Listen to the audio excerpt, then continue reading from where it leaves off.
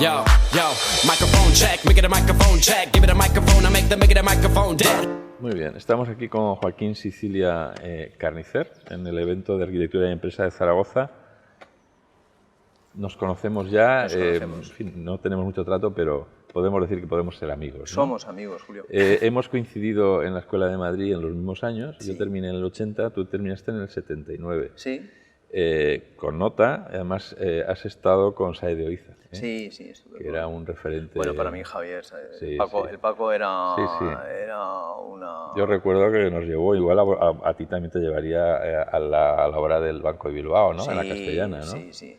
Cuando Estuve estaba haciéndose. un año en la cátedra de Ruiz Cabrero, que era entonces más o menos colaborando en cosas puntuales, pero sí, muy bien. Bueno, tienes un despacho aquí en Zaragoza, tienes arquitectos colaborando.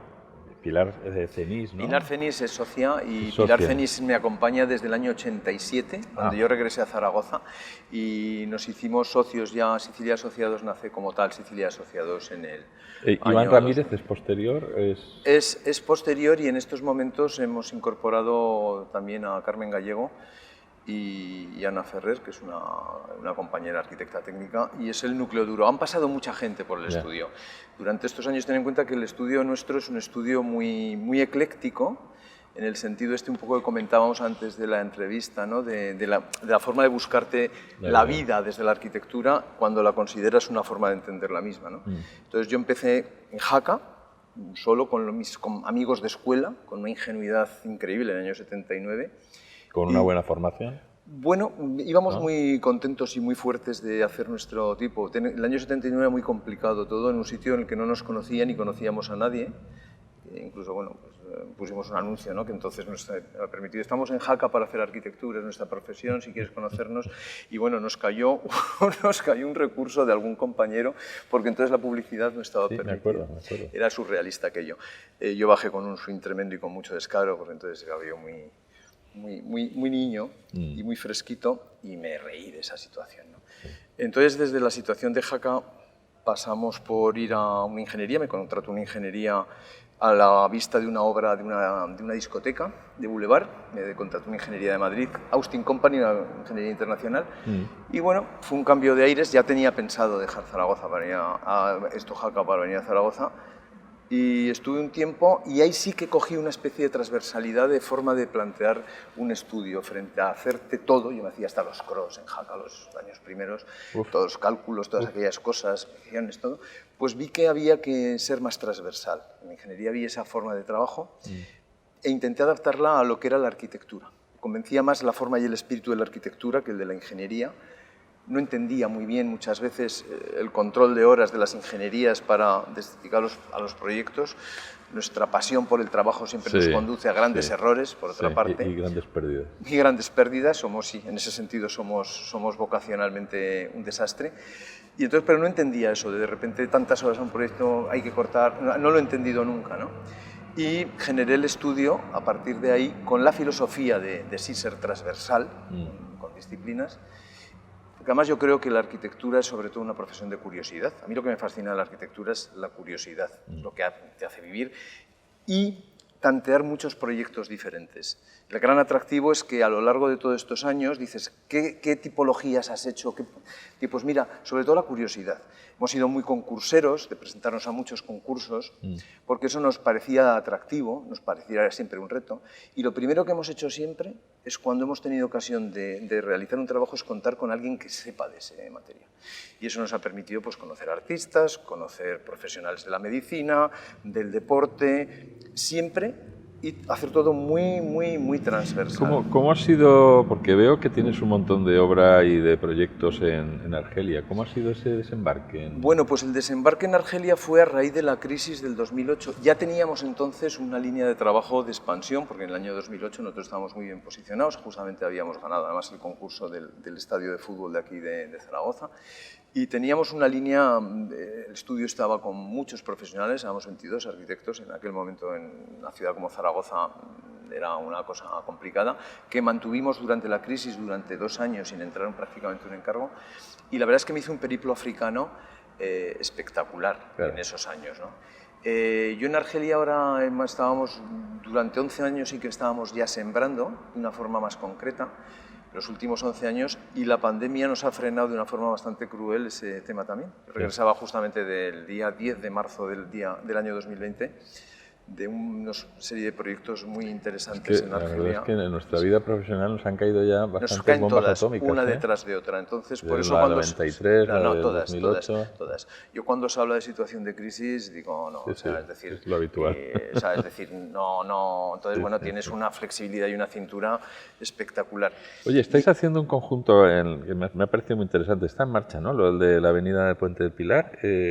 Estamos haciendo, sí, hemos un elemento residencial ahí, un edificio que bien. viene además de un colegio, era un edificio, queríamos un programa híbrido más abierto y al final, bueno, pues los propietarios de la parcela, que eran los franciscanos, pues sí que quisieron dividir un poco sus facetas de lo que era el colegio con su iglesia, una promoción inmobiliaria y hay también un centro deportivo. Mira, dentro de la entrevista me piden que te pregunte por alguna anécdota profesional que te haya pasado, que pueda ser interesante, pues buena mira, o mala. Pues mira, yo anécdotas podría contar, como comentaba, yo podría escribir Joseph Conrad con mi peligro africano, se podría quedar, sería una risa, ¿no? Yo a veces cuento estas Porque cosas. ¿Porque no fue solo Argelia? No, que va, me hice un periplo africano, Guinea Ecuatorial, Camerún, Sudán, y la anécdota que voy a contar es de Sudán, porque es la que peor quedo yo, pero es la que peor quedo yo y por eso la cuento, ¿no?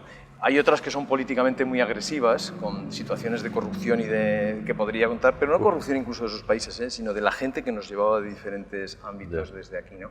Pero la de Sudán, que es en Sudán he tenido un contacto con Sudán del Norte y fue muy interesante porque además yo luego tenía un gran amigo ahí en Sudán. De rebote contacté con él, que es un artista que residía, que tiene un centro de arte en Jartún absolutamente espectacular y maravilloso, donde toda esa realidad de sensualidad, de que te piensas que este es el mundo real, hay tantos mundos maravillosos. Entonces la anécdota que voy a contar demuestra la estupidez de Occidente con los países que creemos que son absolutamente retrasados y retrógrados y sin embargo muestra lo contrario. En Sudán nosotros teníamos un proyecto con un cliente italiano, Coipa Internacional, una promotora, de viviendas sociales y además amparadas después en una ciudad, en un barrio nuevo, en Kassala. Kassala es una ciudad que está cerca de la frontera de Eritrea, es una ciudad grande y está a unos 600 kilómetros de Jartún al este.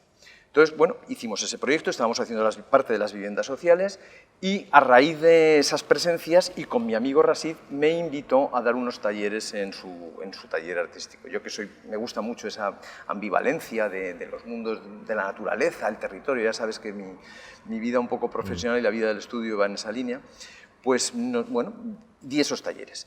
A raíz de eso y del proyecto, muchos arquitectos, porque claro, aquí el promotor pensaba que en Sudán no había arquitectos. En Sudán hay un nivel profesional espectacular. Para empezar, de gente que se ha formado en Gran Bretaña y de gente de allí. Pero la ridiculez donde yo quedo absolutamente peregrinamente mal, y bueno, promotor, es que al cabo de 2 años de esos par de viajes que estábamos haciendo y del desarrollo de esa barriada en Kassala, que iba muy lenta, y que el gobernador de Kassala, que era un auténtico, un déspota, un señor que por sus narices había que hacer lo que había que hacer, pues se estaba construyendo y el Colegio de Arquitectos de Jartún me invitó a unas ponencias que querían un hotel, en un hotel de la capital, el hotel más grande, una sala. Yo pensaba que íbamos a estar 6, 7 personas, 10, 15.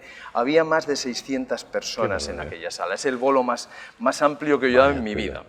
Entonces, inicialmente bastante impresionado, pero me vi además que aparte del público que veía que eran técnicos y que te habían saludado y tal, había gente que había bajado muy de las montañas con sus chilabitas, sus bastones de mando y tal, y dije, uy, qué cosa más rara, serán arquitectos étnicos que vienen aquí a ver esto. Bueno.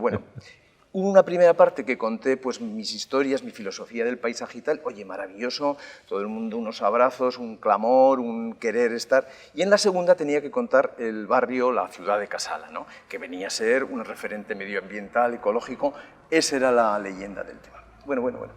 Se organizó un lío tan ridículo por nuestra parte, resulta que es que en el terreno se estaban cogiendo elementos del territorio que las tribus vecinas, que eran los señores que habían bajado con sus chilabas y sus estos, valoraban, poco como pasa en Australia. Hay terrenos marcados no solo porque existan tumbas ni enterramientos, sino por senderos que el propio territorio te marca. Claro, los estúpidos occidentales, que lo digo así de claro, esa valoración del territorio no se tenía para nada, ¿no? Entonces piensas que allí todo el monte es orégano, por supuesto el empresario italiano pasaba de...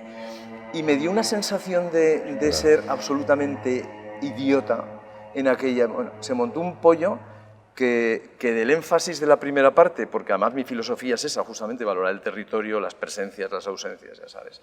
Bueno, me tuvo que sacar la cara mi compañero y amigo Rasí Díaz, artista, y el embajador de entonces, y bueno, yo personalmente también, hombre, argumenté y bueno, disculpas. Pero ese desconocimiento que tenemos...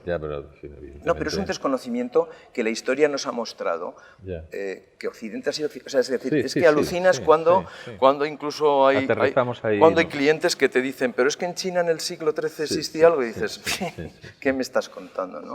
Entonces... ¿Pero aquello se pudo solucionar? Sí, fue muy grato porque además, hombre, ya había muchos compañeros, me habían invitado los compañeros. Hay un nivel profesional en todos los sitios maravilloso.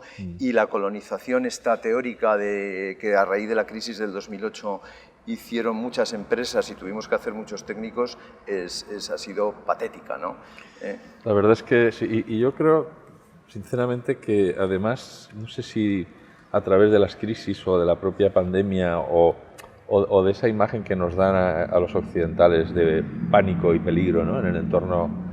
Yo creo que se está produciendo también todavía más esa especie de desconocimiento y fisura entre Occidente y el resto del mundo, ¿no? Absolutamente. Que nos seguimos creyendo ya el ombligo. Sí, no, claro. Y además, te digo, muy poca gente ya empieza a viajar por ahí, ¿eh? O sea que es una especie de endogamia.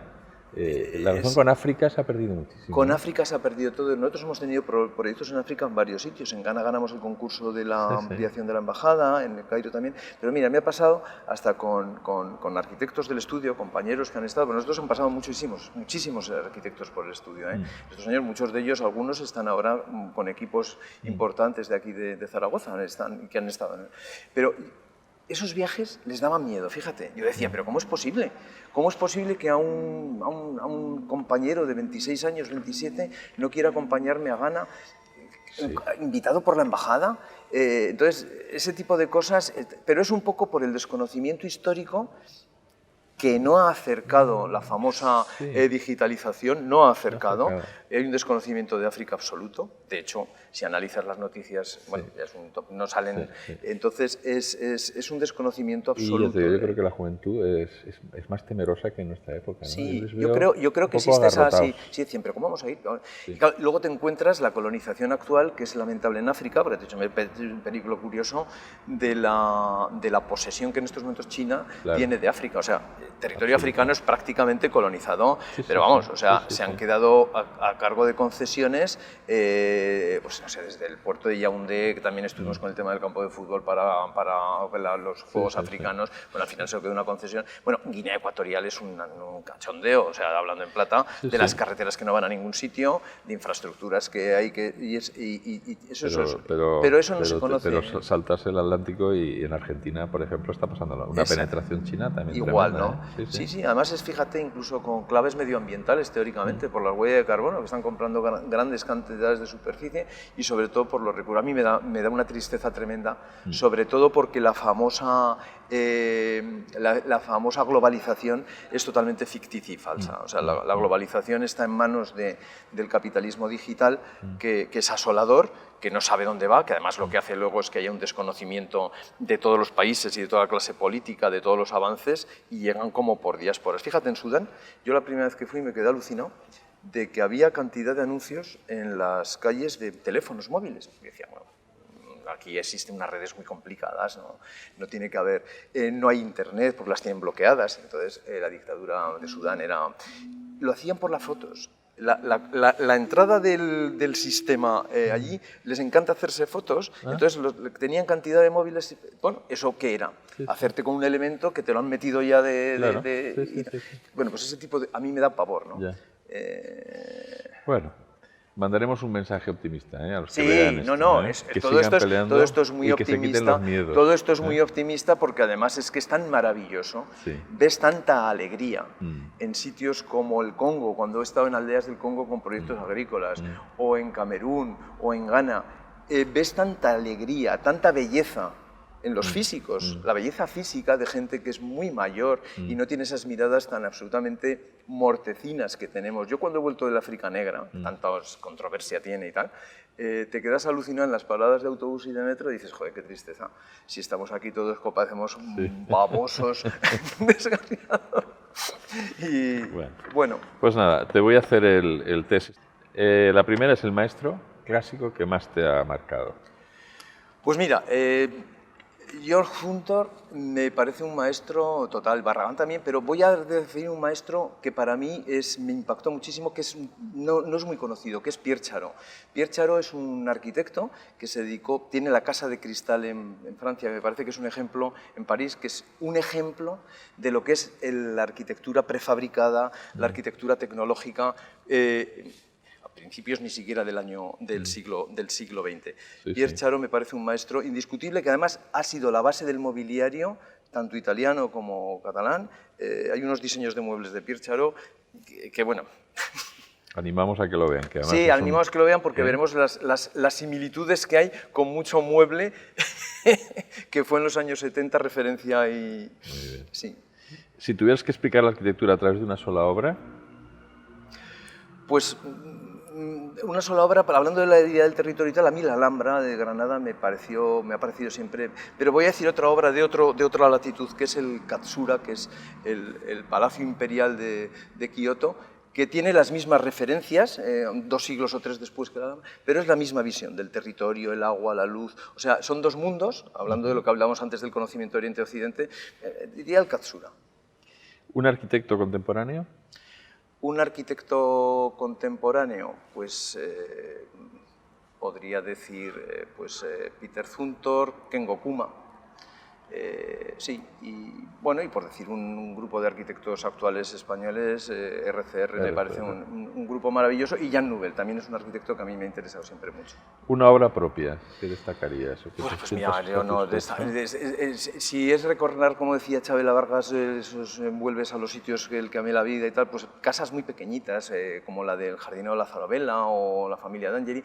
Me encantan unos espacios termales que están vinculados al territorio y a la luz, que son los espacios termales del Jardín Termal de Jaraba. Y sí, diría esto, sí. Y un pequeño edificio que lo quiero mencionar porque nos ha dado muchas satisfacciones, que es el de se lo decía a los gente de Mapei, porque fue además estuvo seleccionado los premios Mapei, y es un cacahuete que se ha convertido en un referente por la gestión que están haciendo el edificio, no por el edificio, lo que es el ITD, la gente del día después. Es un edificio que bebe de la Escuela de Agrónomos, Arquitectura e Industriales, y esa transversalidad a mí me encanta. ¿Una tipología que te gustaría hacer, pues que no hayas hecho? Sí, me encantaría hacer, me encantaría hacer algo que vengo comentando a muchos promotores hace tiempo, que es que espacios que en estos momentos son residuales en muchas ciudades porque no están en la zona top comercial y las calles están vaciándose y son como muy cutres, pues que se hiciese una especie de zocos urbanos en los cuales el espacio público participase del interior y hubiese posibilidades de reuniones de todo tipo, hubiese posibilidades de células, esa dinamización a través de la naturación del espacio público-privado, me encantaría. Y ganarle a Amazon la partida, de paso. De paso, porque además tendrían su nicho ahí. Lo que no tiene sentido es que Amazon esté en las gasolineras o esté en muchas promociones que ya nos piden los promotores que coloquemos el buzón para Amazon. Pero ¿por qué les vamos a hacer nosotros el trabajo a estos señores? Pero sí en esos espacios urbanos, público-privado, podrían tener sus puntos de recogida. ¿Por qué no? Muy bien. Del 1 al 10, ¿cómo crees que la sociedad valora la profesión de arquitecto? Pues de una forma muy lamentable porque lo hemos hecho muy mal y lo hacemos muy mal. Somos muy... ¿Pero subiendo o bajando?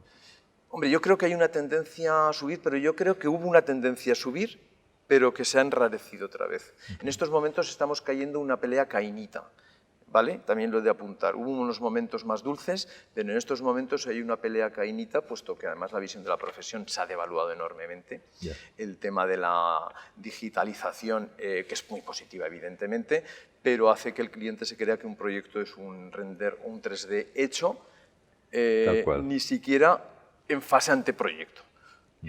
Lo cual pasa como con todo, ¿no? El mundo del arte en ese sentido tiene un problema, y el mundo de la cultura, o sea, alguien con una cámara de fotos se cree que es ya absolutamente... Sí, también tenemos algo de responsabilidad nosotros. Toda. No, tenemos toda. Y que seamos caínitas ahora también, porque en épocas revueltas lo que no se puede ser devaluar tu trabajo, ¿no? Y entonces a nivel de concursos, de premios, etcétera, etcétera, los precios, o sea, no te digo que haya que ser elitista, pero desde luego hay que poner las cosas en su valor. ¿Qué querías ser de pequeño? Pues yo de pequeño quería ser, porque me gustaba mucho viajar, siempre me ha gustado, embajador diplomático, pero eso hasta los 14 años. Luego, enseguida quise ser arquitecto. Cayó en mis manos charlas con un arquitecto de Sullivan, que me lo pasó Paco Alós, un compañero de aquí de Zaragoza, de mayor, que vino al colegio a dar una charla. Él era arquitecto, había sido alumno marista. Y desde entonces he querido ser arquitecto, porque vi que era lo mismo que viajar de otra manera. ¿Un lugar o una ciudad para perderse? Pues mira, un lugar para perderse muchos. Yo te podría decir que algún rincón de Jaraba, del Valle del Mesa, pero siempre más que perderme en brazos de Margot, de mi mujer. Ahí me puedo perder en cualquier ciudad o en cualquier sitio del mundo, me da igual. Vivo en Zaragoza. ¿Una red social? Una red social, mira, las fractales. Mira, las redes sociales me parecen, ya lo he dicho antes, el capitalismo digital me parece atroz. Evidentemente se está utilizando el peor de los mundos de las cosas que podrían ser interesantes de las redes sociales, y lo que están convirtiendo las redes sociales en estos momentos es una anulación absoluta de la sociedad, que es evidente. Vamos hacia el transhumanismo sin enterarnos, nos creemos además que todos controlamos y sabemos muchísimo de todo, y evidentemente están haciendo con nosotros, y sobre todo con la clase política, que no tiene ni idea de cómo le llegan ni los drones, ni cómo hacer la norma de unos patinetes. O sea, es decir, pasado mañana se genera... Bueno, si es que es un tópico, es que esa estupidez que yo llevo diciendo 20 y tantos años está pasando ya. Prefiero las redes sociales de los fractales y las conversaciones con amigos como tú, o tomándome una caña, un vino, en cualquier situación, independientemente de que veo sus valores. Sí, bueno, es que al final es una especie de mezcla de velocidad, de superficialidad, ¿no? de imagen, de imagen cada vez más extravagante, ¿no? Estamos viviendo en fin, es una... Sí, pero... Sobre todo es que no, contigo se puede, ¿no? Pero es que intentas hablar con un chaval joven y a los 3 minutos se te ha volado. Es que no... Además, hay una prepotencia ridícula. Yo tengo anécdotas con gente joven que ha estado en el estudio, que han sido muy brillantes, que reniegan a saber el pasado, pero gente, por ejemplo, te estoy hablando del mundo de la arquitectura, del teatro, ¿no? Dices, pero ¿conoces la trayectoria del teatro en Zaragoza y tal? Un compañero que alardeaba de que tenía una compañía, y digo, pues sí, a lo mejor ten en cuenta que lo que tú estás planteando como una novedad lo hacía Lorca con La Cabaña. O sea, por favor, no, es la vanidad. Y el problema de las redes sociales no es el contacto directo que tú puedas tener con un ciudadano de Sudán, es lo que la comunicación, que es perversa, los medios de comunicación te dicen cómo te tienes que relacionar con la red social. Eso es lo que es. O sea, la Plaza del Pueblo y la Vieja del Visillo, que todos rechazábamos y por tal, esto es un tópico. Hemos convertido en la mayor plaza del pueblo, cruel y además... Completamente de acuerdo. Una serie. Pues mira, ya que estamos hablando de eso, series me gustan, sí, veo muchas series. A ver, pues mira, Years and Years. Years and Years es una serie británica, una miniserie de 6 episodios que un poco sitúa esa especie de influencia no de las redes sociales y el capitalismo digital. En esa teórica distopía demuestra, me parece que el último capítulo habla del año 2039, pero como resulta que la ciencia ficción, desde Julio Verne hasta 2001 de ese espacio, están siendo la historia escrita de lo que está ocurriendo en el mundo, pues Years and Years me parece una serie fascinante. Además que Emma Thompson está muy bien y es una serie muy aconsejable, Years and Years. Tienes a Huxley o a Orwell, los tienes ahora están sobrepasados. Por favor. Están sobrepasados. Bueno, ¿un artista? Pues un artista, mira, no soy muy mitómano, aunque sí que lo soy internamente, pero no me gusta exhibir. Yo propugnaría los artistas anónimos, hombres y mujeres, sobre todo mujeres que han estado trabajando duramente, que trabajan en todos los ámbitos del mundo del arte y en todo el mundo tal. Y por citar a alguien, fíjate, citaría a Elsa Hildegarde como referente de que realmente el famoso urinario o la fuente de Duchamp, que es el icono de que ha cambiado el mundo del arte al arte conceptual, pues es obra de Elsa Hildegarde. Entonces, eso demuestra un poco la crueldad del mundo, de la sociedad, y citaría a esta artista por ese tipo de una gran artista, hace unas performances increíbles y tal.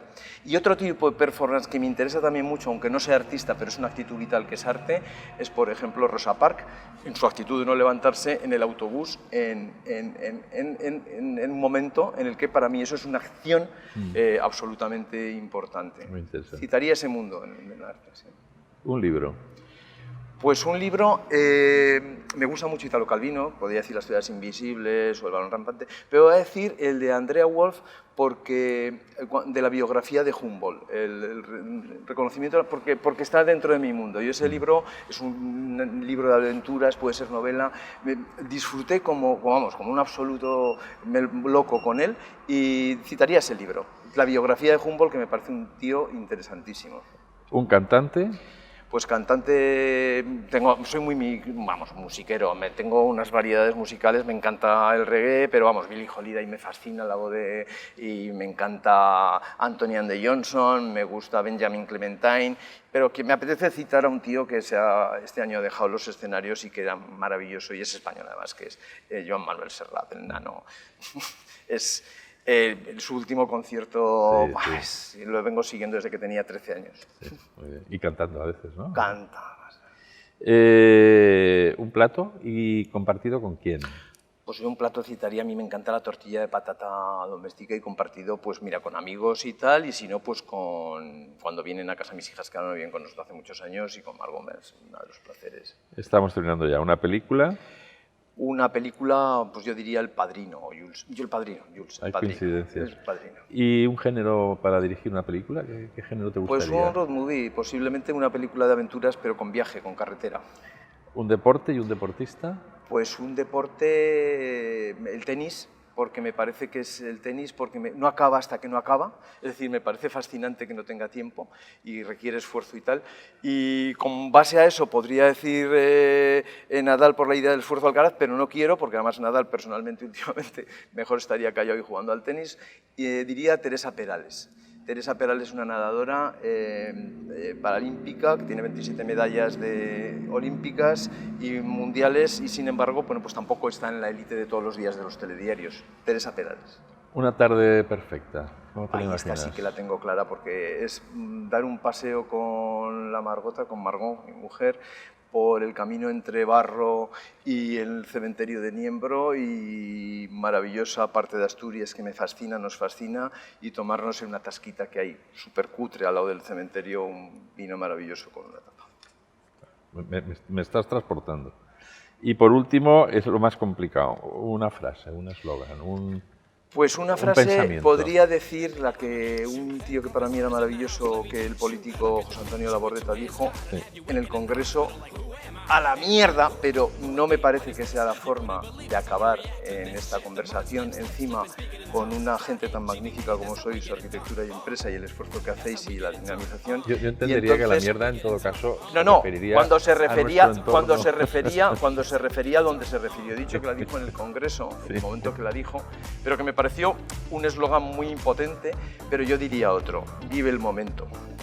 Me parece que es mucho más interesante y mucho más positivo.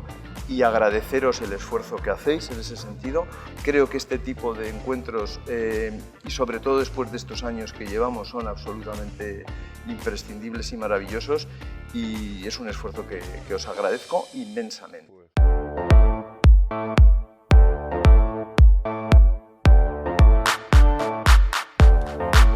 Yo.